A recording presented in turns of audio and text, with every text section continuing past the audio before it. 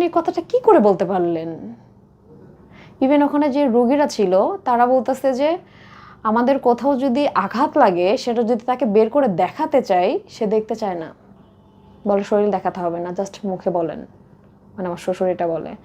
আর তার এগেনস্টে আপনি এই কথাটা কি করে বলতে পারলেন? তো পুলিশ দেখে হতবাক যে এই বাচ্চা মেয়ের বিষয়ে আপনি কি করে কথাটা বলতে পারলেন। মাই গড। তো তখন বলতেছে যে আমি, আমার কাছে কিছু নাই, সব কিছু ওর কাছে। তাহলে কি করে এটা? তো এখন পুলিশ এটা বলল যে এটা হচ্ছে কেউ কাউকে দেয় না, এটা অর্জন করে নিতে হয়। ও যেটা করেছে সেটা আপনি করতে পারেননি, কারণ আমার শ্বশুরকে আমি টেক কেয়ার করতাম খুব। বাবার বয়সে একটা মানুষ, হ্যাঁ, কেন করবো না? আর আমার আপনার তো বাবা বাবাই নেই, নেই। মানে সে হচ্ছে আমার বাবা। অবশ্যই। সে হচ্ছে তাহাজ্জুদ নামাজ পড়তে উঠতো, আমি দেন নামাজ পড়া শেষ করে ফজরের নামাজ পড়তো, আমি নামাজ পড়ার আগে ওনাকে আমি 2টা রুটি করে দিতাম, ওটা খেয়ে উনি ঘুমিয়ে যেত।